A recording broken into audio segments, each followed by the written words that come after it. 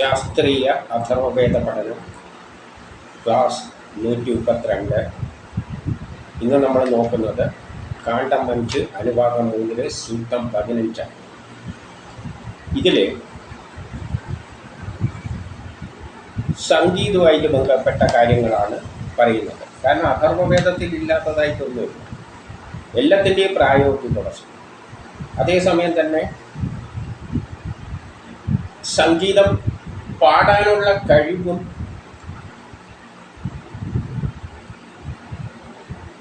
നമുക്ക് ഡെവലപ്പ് ചെയ്തെടുക്കേണ്ടത് തന്നെയാണ്. കുറേ ജനിതകമാണ്, പക്ഷേ കുറേയെല്ലാം പ്രാക്ടീസ് കൊണ്ട് മാത്രമേ സാധിക്കുകയുള്ളൂ. അപ്പം അതിന് ചിലപ്പോൾ ചില ആയുർവേദ മരുന്നുകളും എല്ലാം സഹായിക്കുന്നുണ്ട്. സ്വരമാധുരി, അതിനെപ്പറ്റിയുള്ള ഒരു പരാമർശവും കൂടിയാണ് ഇത്. അപ്പം എന്താണ് പറയുന്നതെന്ന് നോക്കാം. ആ സൂക്തമെന്ന് നമുക്ക് നോക്കാം. കാണ്ഡം 5 അനുഭാഗം 3 സൂക്തം 15. ഋഷി വിശ്വാമിത്രൻ, ദേവത മധുല, ഔഷധി, ഛന്ദസ് അനുഷ്ടുപ്പ്, ബൃഹതി.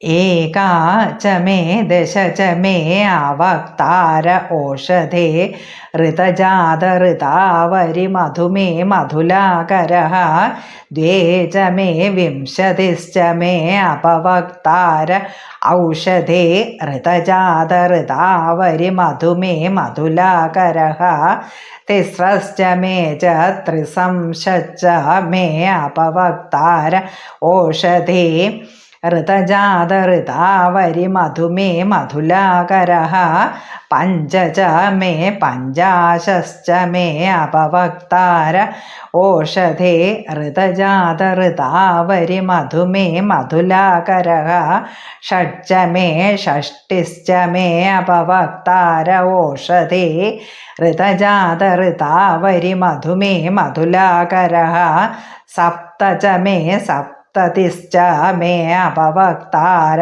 ഓഷധേ ഋതജാത ഋതാവരി മധുമേ മധുലാകരഃ അഷ്ട ച മേ അശീതിശ്ച മേ അപവക്താര ഓഷധേ ഋതജാത ഋതാവരി മധുമേ മധുലാകരഃ നവ ച മേ നവതിശ്ച മേ അപവക്താര ഓഷധേ ഋതജാത ഋതാവരി മധുമേ മധുലാകരഃ ദശ ച മേ ശതം മേ അപവക്താര ഓഷധേ ഋതജാത ഋതാവരി മധുമേ മധുലാകരഃ ശതം മേ ച സഹസ്രം ച അപവക്താര ഓഷധേ ഋതജാത ഋതാവരി മധുമേ മധുലാകരഃ.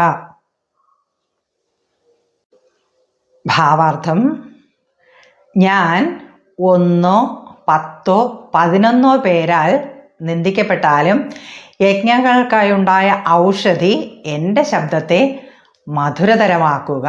എന്നെ നിന്ദിക്കുന്നവരുടെ എണ്ണം 2, 20, 30, 40, 5, 50, 60, 7, 70, 8, 80, 9, 90, 10, 100 ആയിക്കൊള്ളട്ടെ. ഋതുഭേദം അനുസരിച്ചുണ്ടായ ഔഷധി എൻ്റെ ശബ്ദത്തെ മധുരമാക്കുക. എന്നെ നിന്ദിച്ചു കൊണ്ടിരിക്കുന്നവർ 100, 1000 ആയിക്കോട്ടെ, നീ മധുരതരമായതിനാൽ എൻ്റെ വാക്കുകളെ മധുരതരമാക്കുക. ഇവിടെ എന്നെ ആര് നിന്ദിക്കപ്പെട്ടാലും യജ്ഞങ്ങൾക്കായി ഉണ്ടായ ഔഷധി എൻ്റെ ശബ്ദത്തെ മധുരതരമാക്കണം. അപ്പം നിന്ദിക്കപ്പെടുക എന്ന് പറയുമ്പോൾ പലവരും പാട്ട് പാടുമ്പോൾ തുടക്കത്തിലെല്ലാം കുറേ പരിഹാസങ്ങൾ ഉണ്ടാകും. കാരണം ഒരു സംഗീതം എന്ന് പറഞ്ഞത്, നമ്മളിപ്പം ചിലവർ നല്ല സംഗീത പണ്ഡിതന്മാരായിട്ട് നമ്മൾ കാണും.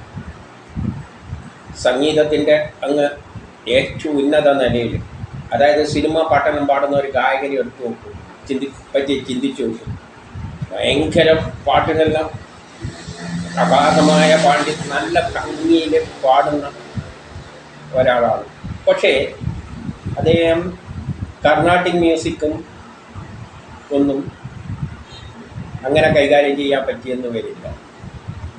അതേസമയം സംഗീതത്തിൽ കർണാട്ടിക് മ്യൂസിക്കുകളെല്ലാം വളരെ പണ്ഡിതനായവർ ചിലവർക്ക് സിനിമാ പാട്ട് പാടുമ്പോൾ അത്ര വലിയ ശോഭിക്കാനൊന്നും പറ്റില്ല. എന്നാൽ ഇതിൽ നിന്നെല്ലാം വ്യത്യാസമായിട്ട് ചിലവരുണ്ട് നാടൻ പാട്ട് പാടുന്നവർ, അതും ജനത്തെ ആകർഷിക്കുന്നുണ്ട്. പക്ഷെ അത്തരത്തിൽ പാടാൻ ഇവരെ കൊണ്ട് പറ്റുമോ എന്ന് ചോദിച്ചു കഴിഞ്ഞാൽ അതിനതിൻ്റെതായ ലിമിറ്റുണ്ട്. പണ്ട് അടൂർ ബാസി പാടിയ ഒരു പാട്ട് എല്ലാവരും പാടി നടക്കുകയായിരുന്നു. അത് അതിൻ്റെതായ ഒരു കഴിവ്. ഈ നാടൻ പാട്ടെല്ലാം പാടുന്നത് ജനത്തെ, അതുമാതിരി ഒരു കാലത്തൊരു പാട്ടുണ്ടായിരുന്നു, വലിയ അർത്ഥമൊന്നുമില്ല, എന്നാലത് വളരെ ഹിറ്റായിരുന്നു. ഏതാ പാട്ടെന്നൊന്നും പറയുന്നൊന്നുമില്ല, അല്ല നമ്മളെ മനസ്സിൽ അന്നേരം തന്നെ ഓടി വരുന്നതാണ്. അപ്പോൾ സംഗീതം എന്ന് പറയുന്നത് വലിയൊരു സാഗരമാണ്. അതിൽ എല്ലാത്തിലും പ്രാവീണ്യം നേടാൻ പറ്റുന്ന ഒരാളും ഈ ലോകത്തിൽ ഇല്ല. ഒരാൾ ഏതെങ്കിലും ഒരു ഫീൽഡിൽ കുറച്ച് ശോഭിക്കും, നമ്മൾ അയാളെല്ലാം തികഞ്ഞതാണെന്ന് ചിന്തിച്ച് കിടക്കും. എന്നതിൽ കവിഞ്ഞ് ഇവിടെ പരിഹാസങ്ങൾ ഓരോ ആൾക്ക് പറ്റുന്ന ഒരു ഏരിയയുണ്ട്. ആ ഏരിയയിലേക്ക് കടന്നു കഴിഞ്ഞാൽ കൊള്ളാം, അതിൻ്റെ അപ്പുറം കടന്നു പോയാൽ പരിഹാസം എല്ലാം വരും. അപ്പോൾ ഇവിടെ പരിഹാസം, പലതരത്തിലുള്ള പരിഹാസങ്ങളെ പറ്റി പറയുന്നുണ്ട്. എത്ര ഇരട്ടിയെല്ലാം പരിഹസിക്കുക എന്ന് പറഞ്ഞാൽ സംഗീതത്തിൽ അതാണ് അവസ്ഥ. അപ്പം അതിനെയെല്ലാം മറികടന്നിട്ട് നമുക്ക് നമ്മുടേതായ ഒരു സാമ്രാജ്യം ഉണ്ടാക്കിയെടുക്കേണ്ടിക്കിൽ ഔഷധി എൻ്റെ ശബ്ദത്തെ മധുരതരമാക്കട്ടെ. അപ്പോൾ ഒന്ന് ജനിതകമായ കഴിവാണ്, പിന്നെ ഒന്ന് പ്രാക്ടീസാണ്, പിന്നെ ഒന്ന് ഔഷധികൾക്കും. ഇവിടെ ആയുർവേദമായിട്ട് അഥർവവേദമാകുമ്പോൾ അതിൻ്റെ ആപ്ലിക്കേഷനാണ്. സംഗീതം പാടുന്നതല്ല അതിൻ്റെ അഥർവവേദത്തിൽ പെടുന്നത് തന്നെയാണ്, പക്ഷേ വേദത്തിൽ ഇല്ലാത്തതായിട്ടൊന്നുമില്ല. പക്ഷേ അതിൽ ഔഷധിയെ പറ്റിയാണ് ഇവിടെ പറയുന്നത്. ചില ഔഷധികൾക്ക് അതിനുള്ള കഴിവുണ്ട്. അത് മാത്രമല്ല, സംഗീതം കൈകാര്യം ചെയ്യുമ്പോൾ ചിലതരം ഭക്ഷണങ്ങൾ കഴിക്കുന്നതാണ് കുറച്ചും കൂടി ഭംഗി. അല്ലാതെ എല്ലാം വാരി വലിച്ച് വിഴുങ്ങിക്കഴിഞ്ഞാൽ സംഗീതത്തിന് അത് തടസ്സം തന്നെയാണ്. അപ്പോൾ ഔഷധം എന്ന് പറയുമ്പോൾ നമ്മൾ അതിനുള്ള യോജിച്ച ചില മരുന്നുകളെ പറ്റിയല്ല ഇവിടെ പരാമർശിക്കുന്നു. ആര് പരിഹരിച്ചാലും ഔഷധി എൻ്റെ ശബ്ദത്തെ മധുരതരമാക്കണം. എൻ്റെ നിന്ദിക്കുന്നവരുടെ എണ്ണം ഇങ്ങനെ ഇരട്ടിയായിട്ട് കൂടിയാലും ആയിക്കോട്ടെ, ഋതുഭേദമനുസരിച്ചുള്ളതായ ഔഷധി എൻ്റെ ശബ്ദത്തെ മധുരതരമാക്കുക. അപ്പോൾ ഋതുഭേദങ്ങൾക്കനുസരിച്ചുള്ള ഔഷധികളുമുണ്ട് എന്ന് പറയുകയാണ്. ഓരോ ഋതുവിലും ആ ഋതുക്കൾക്ക് അനുസരിച്ചിട്ടുള്ള ഔഷധങ്ങളും ഭക്ഷണക്രമങ്ങളും എല്ലാം നമ്മൾ പിന്തുടർന്നേ പറ്റും.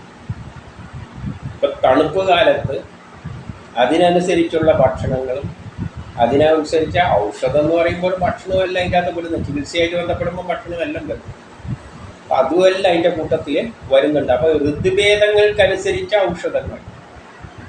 അപ്പോഴും ഓരോ കാലാവസ്ഥയിലും നമ്മളെ ശബ്ദമാധുര്യം നിലനിർത്തേണ്ടിക്കൽ നമ്മൾ ഔഷധങ്ങളെയും ആശ്രയിക്കണം. അതേസമയം പരിഹാസങ്ങൾ ഉണ്ടാവുകയും ചെയ്യുമെന്ന് പറഞ്ഞു കഴിഞ്ഞാൽ പൂർണ്ണതയിലെത്തുവാൻ സംഗീതത്തിൽ നമുക്ക് പൂർണ്ണതയിലേക്ക് എത്തുവാനൊന്നും പറ്റില്ല. എന്നെ നിന്ദിച്ചുകൊണ്ടിരിക്കുന്ന 1000-ഓ 10,000-ഓ ആയിക്കോട്ടെ, ആര് നിന്ദിച്ച, അപ്പോൾ ഈ നിന്ദിക്കുന്നവരാൾക്കാരെല്ലാം പലതും കാണും. അതിനെല്ലാം മറിയുന്ന കടന്നുകൊണ്ട് നീ മധുരതരമായ എൻ്റെ വാക്കുകളെ മധുരതരമാക്കുക. അപ്പം എൻ്റെ വാക്കുകളെ മധുരതരമാക്കുക എന്ന് പറഞ്ഞാൽ വാക്കും സംസാരവും എന്ത് വേണം, ആരെ നിന്ദിച്ചാലും അതിനൊന്നും കാര്യത്തിലെടുക്കാതെ നമ്മൾ ഔഷധങ്ങളുടെ സേവയും ഉപയോഗിക്കണം എന്നുള്ളൊരു പരാമർശം തന്നെയാണ് ഇവിടെ പറയുന്നത്. അപ്പം സംഗീതത്തിൽ, പക്ഷെ ഇന്ന് സംഗീതത്തിന് തൊണ്ട നന്നാക്കാൻ വേണ്ടിയിട്ട്, ശബ്ദം നന്നാക്കാൻ വേണ്ടിയിട്ട് ചികിത്സ സ്വീകരിക്കുന്നുണ്ടോ എന്ന കാര്യത്തിലെല്ലാം ഉണ്ടായിരിക്കാം. പക്ഷേ അഥർവവേദം അതും കൂടി ഇവിടെ പറഞ്ഞു വെക്കുകയാണ്. അപ്പോൾ ഓരോ ഋതുക്കൾക്കനുസരിച്ചിട്ടുള്ള ഔഷധങ്ങൾ നമ്മൾ സേവിക്കേണ്ടതുണ്ട്. നമ്മളെ മധുരിമ ആ നിലനിർത്തേണ്ടെങ്കിൽ ഇലയും പരിഹാസത്തിന് പാത്രമാണ്. നമ്മൾ ശബ്ദം മെയിൻറ്റെയിൻ ചെയ്ത് കഴിഞ്ഞാൽ മാത്രമേ നിലനിൽക്കുള്ളൂ. അല്ലെങ്കിൽ അത് ശരിക്കും പ്രാക്ടീസ് ചെയ്തിട്ടില്ലെങ്കിൽ നമ്മൾ പരിഹാസത്തിന് പാത്രമാകും, സംശയമൊന്നുമില്ല. അത് തന്നെ എല്ലോന്നും കയറി പാടാനൊന്നും പറ്റുന്ന കാര്യമല്ല. ഒരു ഇതിൽ പോകുന്നവരെ തന്നെ ഒരു ലിമിറ്റ് വരെ അവർക്ക് പോകാൻ പറ്റും. അതിലപ്പുറം കിടക്കുമ്പോഴും പ്രയാസം തന്നെയാണ്. അപ്പം നമ്മൾ വിചാരിക്കുന്ന ഓരോ സംഗീതത്തിൽ വളരെ പ്രശസ്തനായ ഗായകനെല്ലാം അയാളെല്ലാം തികഞ്ഞെന്നാണ് നമ്മൾ വിചാരിക്കുന്നത്. അതൊന്നുമല്ല. അതുകൊണ്ടാണ് സംഗീതം എന്ന് പറഞ്ഞ ഒരു മഹാസാഗരം എന്ന് പറയുന്നത്. അത് പല വിഭാഗം പലതരത്തിലുണ്ട്. ഒരു ഫീൽഡിൽ കുറച്ച് ഷൈൻ ചെയ്തു എന്ന് വെച്ചുകൊണ്ട് അതൊന്നും അതിൻ്റെ മാക്സിമത്തിലെത്തി ഒന്നും ചിന്തിക്കേണ്ടതില്ല. അല്ലെങ്കിൽ ഒരൊറ്റ ഗായകൻ മതിയല്ലോ. എന്തിനാ എല്ലാത്തിനും കൂടി ഒരു ഗായകൻ പോരെ? എന്തിനാ ഇത്രപാട് ഗായകന്മാർ? അത്രയും വലിയ അതാണെങ്കിൽ ഒരു ഗായകൻ പോരെ? ഇല്ല, ചില പാട്ടുകൾക്ക് വേറെ ഗായകന്മാരെയാണ് എടുക്കുന്നത്. എന്തുകൊണ്ടാണത്? അപ്പം നമ്മളെ ഈ ഫീൽഡ് എന്ന് പറയുന്നത് എത്രയോ അനന്തമായ സാധ്യതകളുള്ള ഫീൽഡാണ്, അനന്തമായ ശാഖകളുള്ള ഫീൽഡാണ്. അപ്പം അതിലെല്ലാം ഓരോ ഫീൽഡിലും നമ്മൾ ശോഭിക്കണ്ടെങ്കിൽ നമ്മൾ നിരന്തരമായ ഒന്നാമത് ജനിക്കുമ്പോൾ തന്നെയുള്ള ക്വാളിറ്റി ആവശ്യം തന്നെയാണ്. ജനിതകമാണ് കുറേ ഭാഗം. പിന്നെ പ്രാക്ടീസ് വളരെ പ്രധാനമാണ്. അതിനൊത്തു തന്നെ നമ്മുടെ ശബ്ദങ്ങളെല്ലാം നിലനിർത്താൻ വേണ്ട ഋതുഭേദങ്ങൾക്കനുസരിച്ചിട്ടുള്ള മരുന്നുകളും നമ്മൾ സ്വീകരിക്കേണ്ടിയിരിക്കുന്നു എന്നാണ് ഇവിടെ പറഞ്ഞു വച്ചിരിക്കുന്നത്.